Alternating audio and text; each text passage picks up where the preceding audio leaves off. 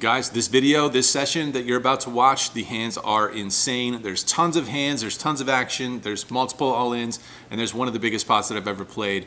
The action is just steady growth all the way through the end of the video, so make sure you stick around for the last couple of hands because they are insane. A couple things happening, just a couple of quick announcements. I am packing up and shipping out to Australia tonight. I'll be there on Tuesday, and then Wednesday is a meetup game at the Star Gold Coast. Brad Owen and myself will both be there. Should be a great one on Wednesday. Later on this week, I'm hosting a bounty tournament on Club WPT, which you can participate from any of these locations. I'm giving away a $12,000 package to the WPT Championships at the Wynn Las Vegas in December, and whoever knocks me out of this bounty tournament gets a $2,500 WPT Prime passport as well. So the qualifiers are Friday and Saturday. I'll be streaming the Sunday finale from Australia. Hope to see you guys in the mix somewhere along the way, whether it's actually in Australia or online at Club WPT or here on YouTube as always. All right, enjoy the video. See you guys soon.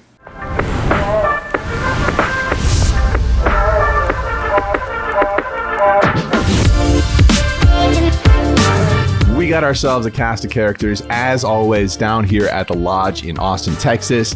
A bunch of maniacs that are definitely going to be gambling, and despite the fact that the cap is $2,000 to start off with, this is a match the stack game, and it never takes that long for there to be an all-in situation in these games, and right after that, typically there's multiple players that add onto their stack, and this game gets much deeper pretty quickly. The game is billed as a 5-5-10, but the 20 is almost always on in this game, and the blinds go up from there. We are going to see some massive straddles in this game, and then some. Seatbelts and airbags, and let's go. First playable hand for me, we look down at King Jack offsuit in the hijack, and I make it $70 to go over a $20 straddle. Boston Jimmy, one of my favorite poker players anywhere, he makes the call in the big blind. And the player in the one seat is a guy named Jonathan. He's in town from Boston, Massachusetts. He's playing a game that is significantly bigger than what he typically plays. He's going to come in for the 3-bet here up to $325. King Jack offsuit is kind of towards the bottom of my range anyway, so I'm going to make a pretty easy fold here. Boston Jimmy gets out of the way as well, and Jonathan's going to drag it in here with his pocket tens. In this hand, we've got ourselves a suited connector in the cutoff, 6-5 of hearts. I make it $75 to go, again over $20 straddle. Folds over to Jonathan once again, who puts in another 3-bet, this time up to $225. I'm sick of it. Can't fold forever. I make the call here in position, and we go heads up to a flop. Flop comes out King 10 deuce, 1 heart. Definitely a better flop for the pre-flop aggressor compared to myself. So when Jonathan slides out a C-bet of $200, I don't think this is a board we want to be doing too much floating on, even with our backdoor flush and straight draws. I'm going to let it go. 2 for Jonathan, 0 for me. All right, I had to include this next hand, even though I have Queen 4 offsuit in the hijack and I fold pre-flop, but I just had to show you guys the insanity of what goes on in these games. So in this hand, action folds over to Boston Jimmy. He's in the big blind and he makes it $60 to go. Jonathan gets out of the way, and Doug Polk looks down at 2 10s in the straddle. He won't be folding. In fact, he puts in a 3-bet up to $210 here. It takes no time for Boston Jimmy to go ahead and move all in for a mere $5,375. That's going to put Doug into the blender, even gets him out of his seat, takes a drink of water. Isn't sure what to make of it, partly because an ace was exposed pre-flop, so that's going to limit the number of combos that Jimmy will have as a semi-bluff. Hands such as ace-king or ace-queen might take this line. I mean, they might 4-bet. I'm not sure if they'll 4-bet to $5,285.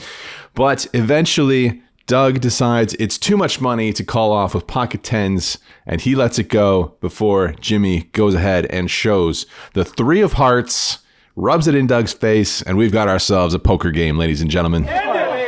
Let's go. Holy man card. Shows the 3. Oh my goodness. I think he just showed 3 only.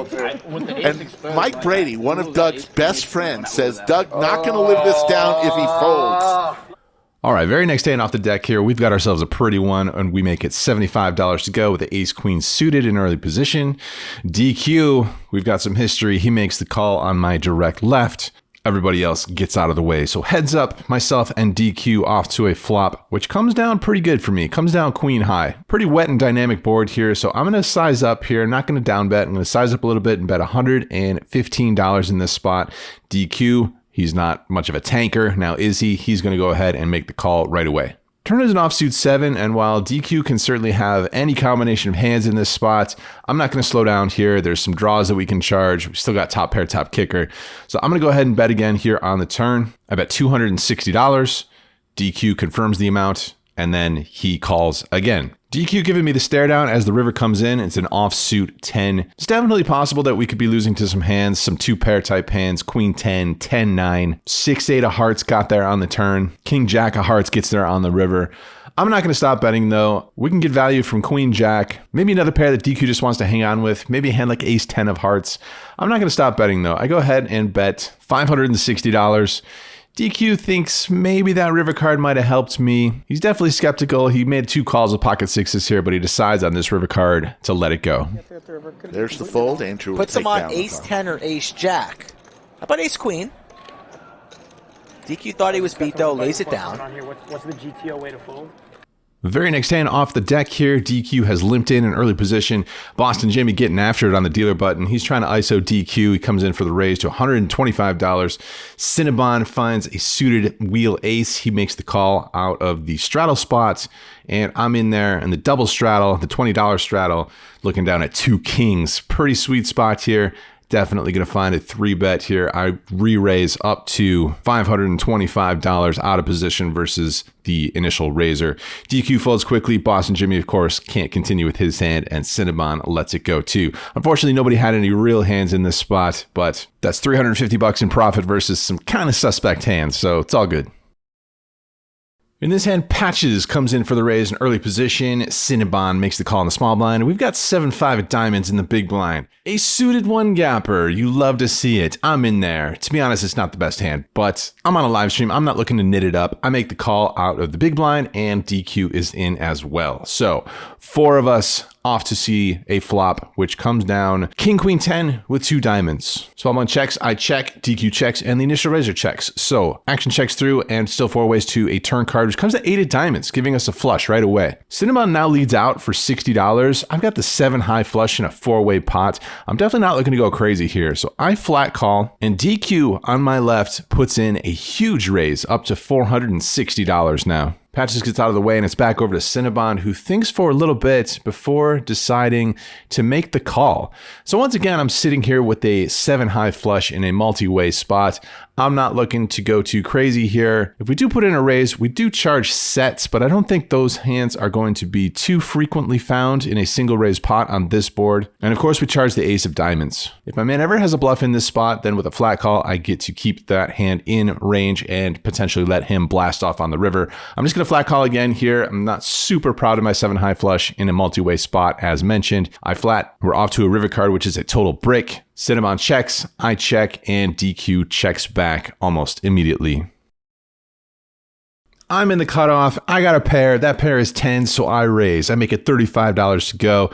Folds over to Boston Jimmy in the 3rd blind, who makes the call. Heads up to a flop, which comes down queen high. 1 overcard to our 10s, but I don't want to just check back because we can benefit from some protection here. I want to size down though because I don't want to narrow my opponent's calling range too much. Listen how smart I sound. Very, very smart. Boston Jimmy makes the call of the $20, and we're off to a flop, which comes a 5. Not the best board now for my 10s. A little more connected now. We don't have any blockers to potential straights and stuff. So after Jimmy checks, I check it back this time. River comes at 8, so now there's 4 to a straight on board. Jimmy pretty quickly checks it over to me again. I feel like I got the best hand here though with pocket 10s. I think if my opponent had that straight, he probably would have let out on this river card. So I'm going to put out a very small bet here. In fact, it's the minimum bet. I'm betting $10. Sometimes opponents really hate calling the minimum bet, and they'll do some things such as find a raise. To be honest, I'm looking to pick it off here with those 10s. Even though the board looks pretty ugly for pocket 10s, I'm calling a raise. But Boston Jimmy doesn't care. He's donating $10 to the cause. We flip it over. $10 worth of value on a 4 to a straight queen high board. Ship it. After that, it's time for everyone's favorite game, the stand-up game. If it's not your favorite game, get it together. It's a great game. All right, so we look down at ace 3 of hearts in the early position, +1 spot. I make it $60 to go.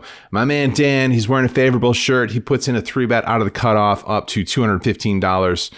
I've got myself a suited wheel ace. I'm not going anywhere. I make the call, but I definitely don't mind a 4-bet in this spot. I think it's a pretty good candidate to find a 4-bet bluff with. Just go with a flat call this time. We go heads up to a flop of queen, 5 deuce with 2 diamonds. Got myself a wheel draw, got myself ace high, can't fold just yet. I toss in the call. Offsuit 8 is pretty bricky. I check it, and this time Dan checks it back. River's an ace, so we end up with top pair here, but we're still losing to hands such as ace king, ace jack, ace 10, and in fact, we do lose to ace 10 when it goes check, check on the river. Take it down, my man Dan, and take a seat. I guess you earned it. You've got yourself a favorable shirt, so cheers for that.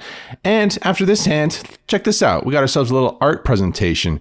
Shout out to Kenny, who made these very cool pieces of art with some famous hands that went down on the Lodge live stream. Just behind me there is the 8-4 of clubs, famous hand that I got all in with, and ended up with a straight. Gonna have to find a cool spot at the Lodge to put up this artwork. So thanks, Kenny, for the very cool artwork. Love to see some creativity out there in the poker streets.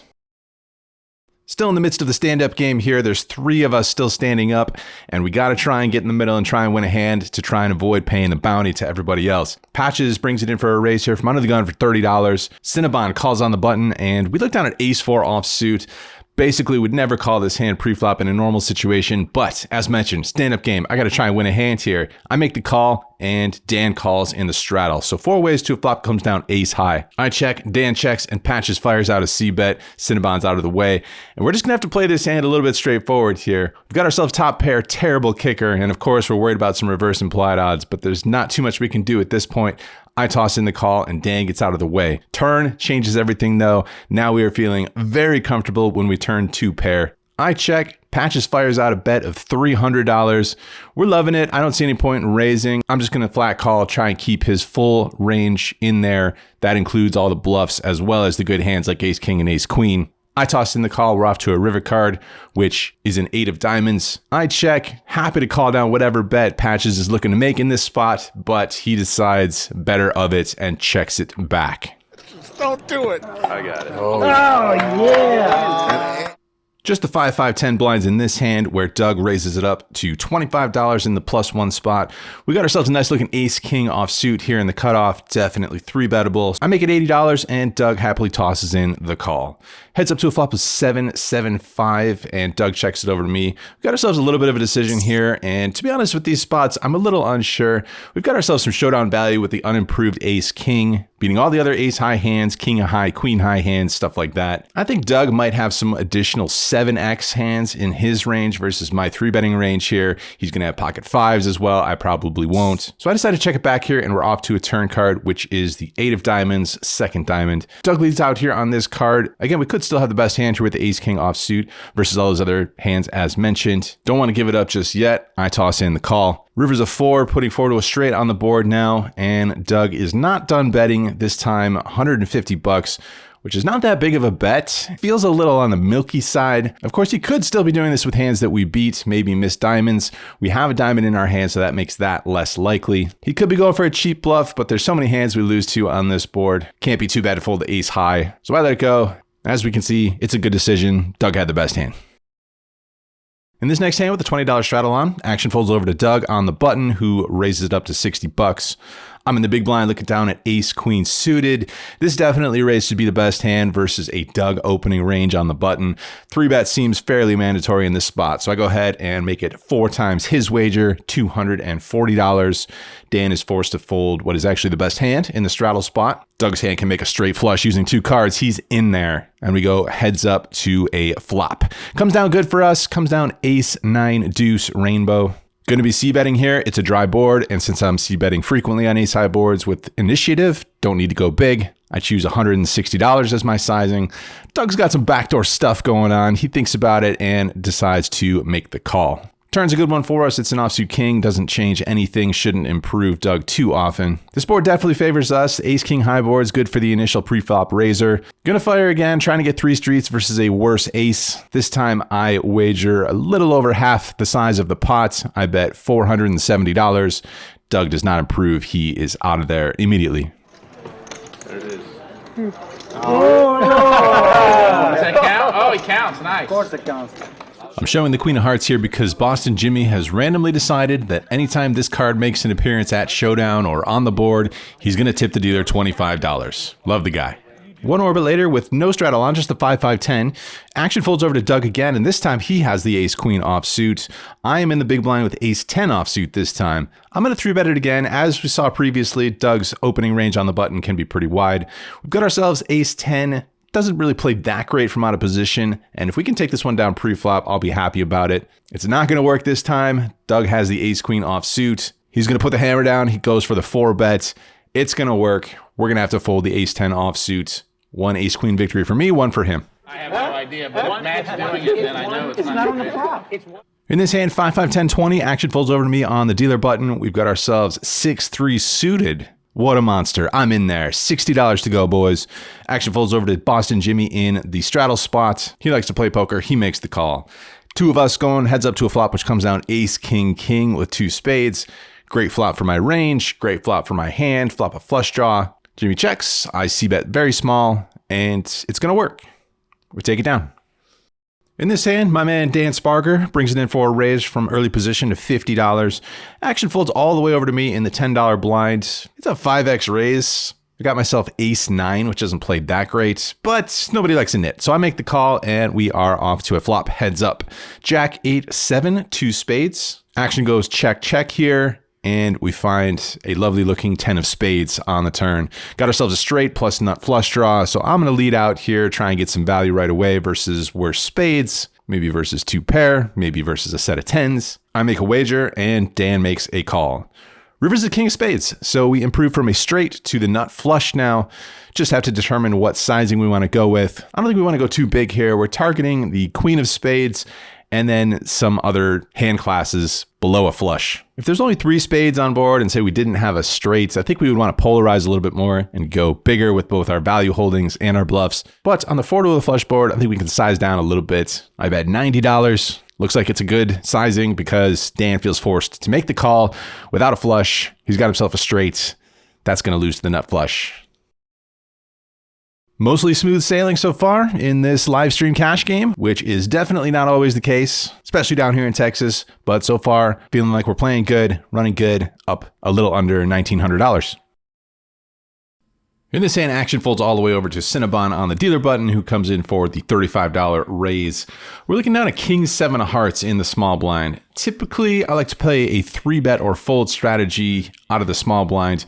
It's not completely necessary since there's no rake in these games, but as mentioned previously, people's button opening ranges can be pretty wide. We don't necessarily need to get after it with king 7 of hearts here, but let's do it anyway. I make it $150 to go. The other blinds get out of the way, and Cinnabon makes the call. So heads up to a flop, which comes down ace, jack, 10. Pretty good flop for the pre-flop aggressor. We got a couple things working for us. We got the backdoor hearts, and we got the gut shot to Broadway. So I'm not going to slow down on this kind of a flop. I go ahead and put out a c-bet of $170. Cinnabon thinks for a little bit, and unfortunately it makes the call. Things get a little more interesting on the turn when we see the jack of hearts, which gives us that flush draw. So we can't slow down now after picking up additional equity. I'm going to fire again here, this time for $230, which is about a third of the pot. And unfortunately, Cinnabon makes the call again. So I'm looking to put the hammer down here on the river until it comes the jack of spades. 3rd spade on board now, and I really don't like that card because it's going to be tough to get Cinnabon off of the type of hand that he has here. Full house, jack's full of aces. Kickers don't play anymore, so if I had a hand like ace king or ace queen, it wouldn't matter. I would need to be repping quads only. That's a pretty narrow range, and ranges are typically pretty wide when it's blinds versus button. So I'm gonna wave the white flag here. I'm gonna check, looking to check fold. Cinnabon puts out a bet, and I'm out of there. So in this hand, DQ comes in for the limp from under the gun, and we've seen him do this before. If you scroll back, he's done this with pocket 4 specifically, so he doesn't necessarily need to have a monster when he's doing this. Dan looks to isolate. He comes in for the raise to $100 out of the hijack. Doug makes a call in the big blind, and we're in the straddle spot looking down at ace queen offsuit. We've got ourselves a pretty prime squeezing candidate here. We've got a raise after a limp. That's usually an ISO raise. We've got some dead money with Doug's call out there. We've got a hand that doesn't really want to play multi-way with a flat. So I'm going to raise it up here. I 3-bet to $550. But looking at the hands, of course, it looks like we stumbled right into it. DQ gives me a glance. I give him a glance back. It's kind of a funny moment here with lots of glances going back and forth. But the bad news is coming right away.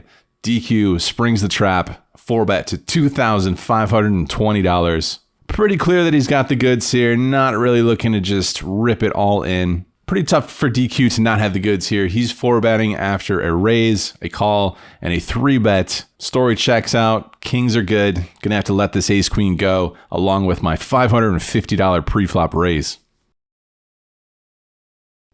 I love the stand-up game, but this one is not exactly going my way. In this next hand, I open up the dealer button with 7-5 offsuit, $60. Unfortunately, Dan finds a very 3-bettable hand with the ace-king offsuit in the big blind. He makes it $305. I'm not going to defend with 7-5 off. Let that one go. Shortly after that, Cinnabon makes it $60 to go from early position. I got the old 6-9 of diamonds in the hijack. I'm calling. I'm trying to win a hand here, but right behind me, DQ makes it $560 to go. Not even Doug can continue with his ace-queen offsuit in this spot, facing the cold $560. That sizing is going to get it done here. I'm out of there as well. And just a hand that I'm not really a part of here, but to show how hard these guys battle in the stand-up game. Here we got a limped pot before it gets over to the big blind. Jonathan makes a big raise, over $200 with the queen jack of diamonds. Doug sitting there next to him in the straddle spot makes it $900 to go with the jack deuce offsuit. You got to show your hand when you win and you get to sit down during the stand-up game. Doug shows the jack deuce offsuit. How thrilled you are to be playing with him. And Doug keeps his streak alive. He'll take advantage of that. And that leaves only myself and Jonathan remaining in this stand-up game. And shortly after that, somehow we have an all-in situation with Jonathan going at it with patches, Jack 10 suited versus pocket 9s. We need the 9s to hold up or else we're paying everybody $50 as the last man standing. But right in the flop, a Jack along with 2 aces and the pocket 9s go down in flames, which means this is my first ever stand-up game loss. You hate to see it, but I was definitely due. This was over 10 games of the stand-up game that I had played without having to pay the bounties. I guess I was due. Never fun, of course. Look how excited I am, dishing out $50 a person. But what can you do? Sometimes you got to lose the stand-up game. All right, time to get back on the horse here. And in this hand, Jonathan comes in for the raise. Over a $20 straddle, he makes it $75 to go out of the hijack.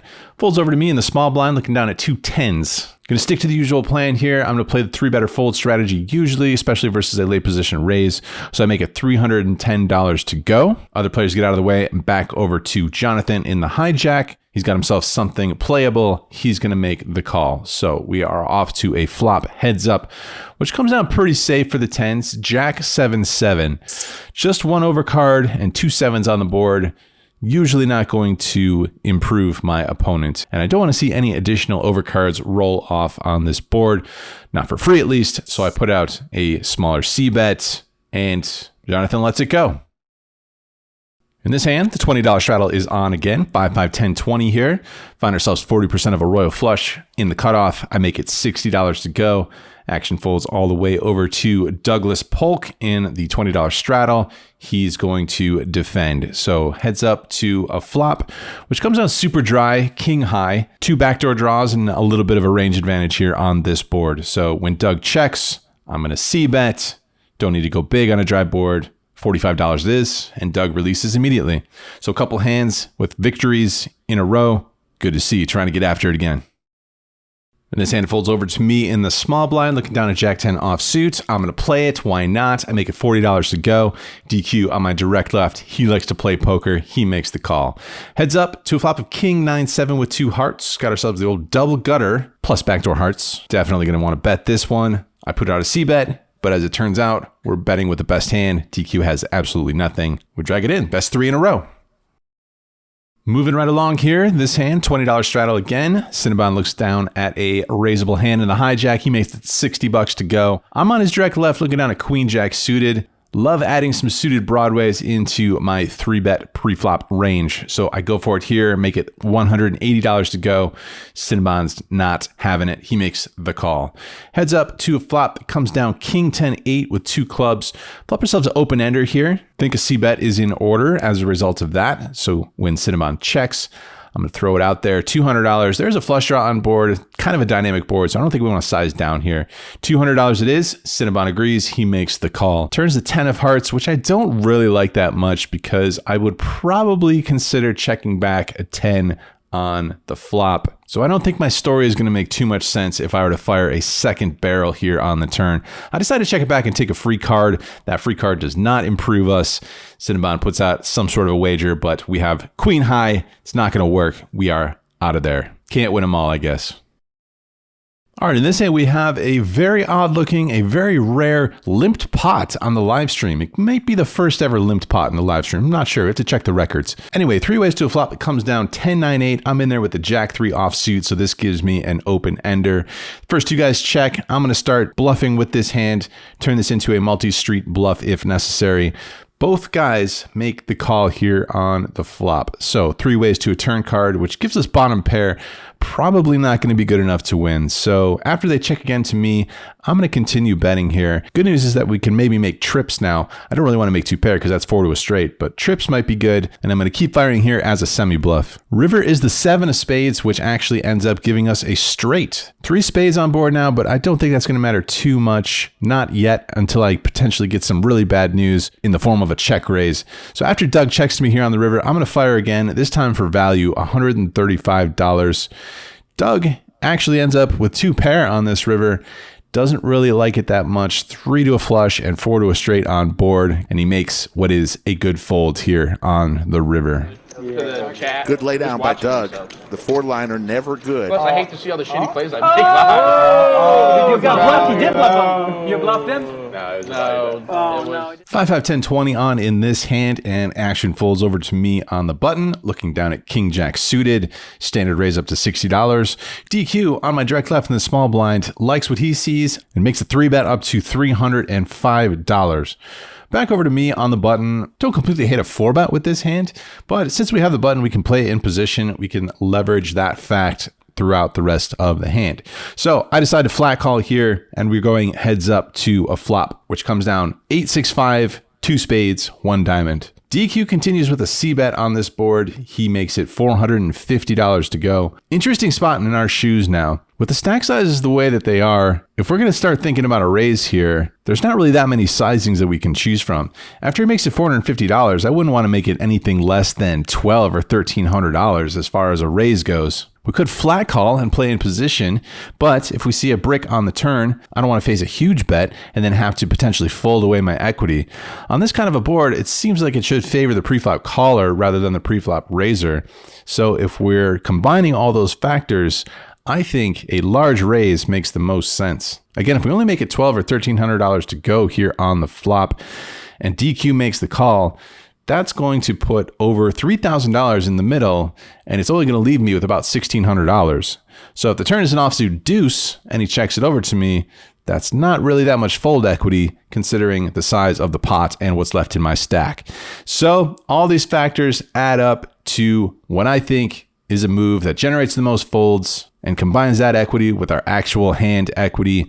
I'm going to go ahead and stick all the money in here. I raise all in, looking for a fold, but if we get snapped off, at least we do have outs. Looking at the hands, of course, DQ cannot continue with the Jack 10 suited, and we are going to take this one down. All right, finding some momentum here in the late stages of this live stream game. We see Doug coming in for a raise from early position to $25. Over to us in the cutoff, we're looking down at 2 jacks. Definitely a premium, definitely 3-betting. We make it $80 to go. Big Tony has taken Patch's seat after Patch's went broke, and Big Tony comes in with a cold call out of the big blind, and Doug gets out of the way. So heads up to a flop that, from my perspective, looks pretty favorable to me. We're flopping top set here on Jack 9-8. Interesting that Big Tony decides to lead right into us. And not for a small sizing either. He leads out for $175. Now, if we're going to think about the hands that Big Tony might cold call that 3-bet with from out of position, typically I think some big to medium pocket pairs are going to be in there that don't really want to find a 4-bet because they're not exactly sure where they're at. I would say a hand all the way up to pocket queens, down to pocket 10s, pocket 9s, pocket 8s. Hands like that, all of which I am going to be stoked if that is the case, and I'm definitely going to want to put in a raise on this board, essentially at the top of our range here, and it's a draw-heavy board, so we don't want to give any cheap cards. Sure, there's 2 potential straights on board. We do lose to the Queen 10, we lose to the 10-7, but it seems like the odds of those hands being in range in a cold calling, out-of-position range, maybe they're in there, but definitely some other hands as well. Raise definitely seems in order. I make it $525 to go here. Back over to Big Tony. I got a feeling we got another raise coming. Dan's in here. He's in the middle of a Christmas morning handing out some beef jerky that he purchased from a local seller here in the room. So in the middle, we get to see Dan Sparger handing out beef jerky before Big Tony puts in another raise over $2,000. He's committed himself.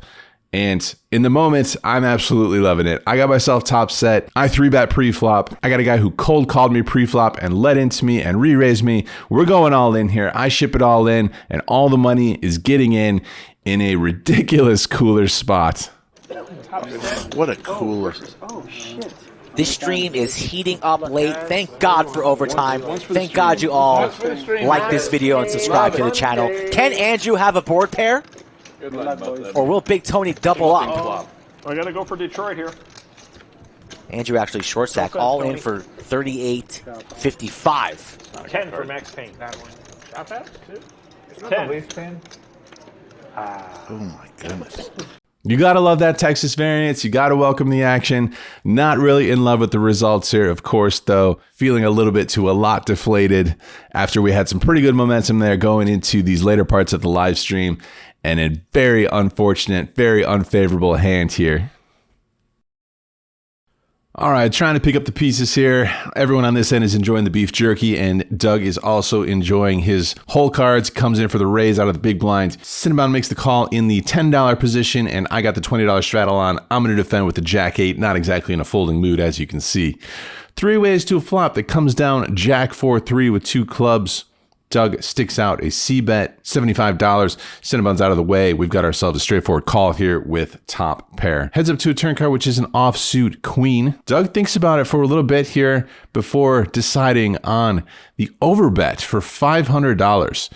And that puts me pretty deep into the tank here. Pot was only a little over $300 on this turn card, and now he's betting $500 right into me. We've downgraded from top pair down to second pair now, and to be honest, it wasn't even that good of a top pair, but this is Doug Polk. He's capable of anything. He could definitely be turning a hand like ace-king, or ace-10, or 9-10, or all sorts of potential flush draws or straight draws or other holdings into a semi-bluff on this card, putting maximum pressure on me. But I decide that even if that is the case, he's going to have pretty good equity, and we're getting such a bad price, and I have such an ugly-looking hand.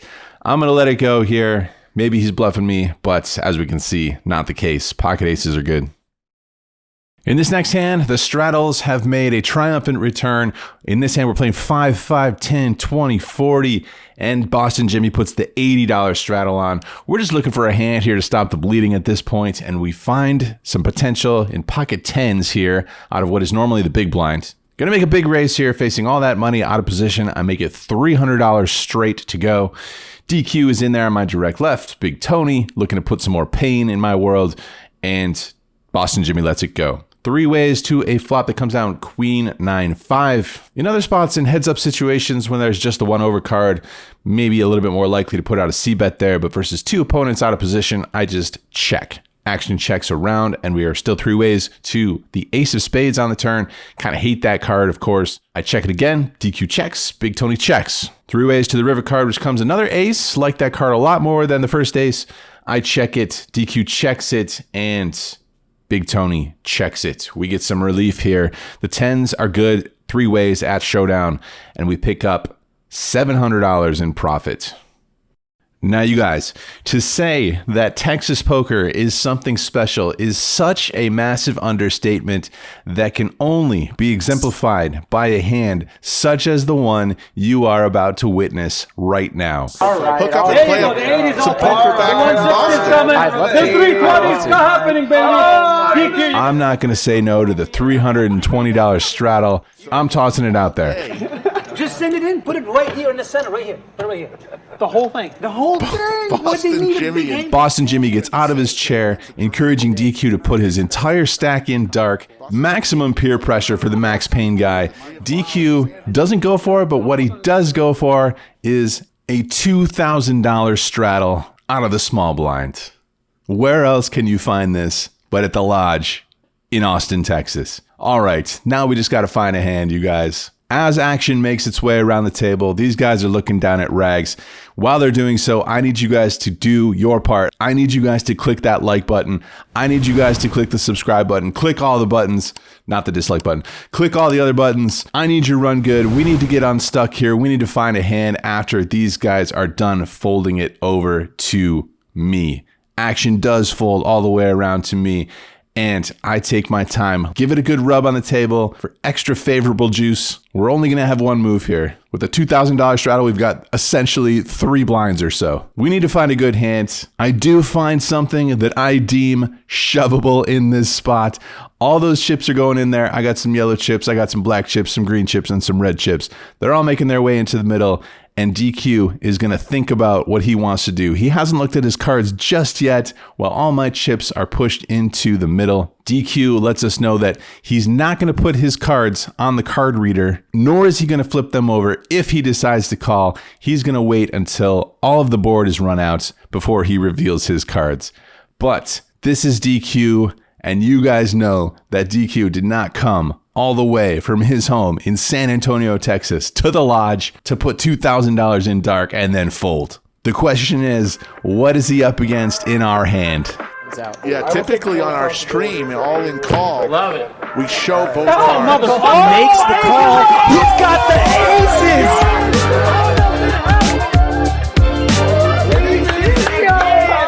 Andrew Neeme with the aces, but he's been here before with DQ.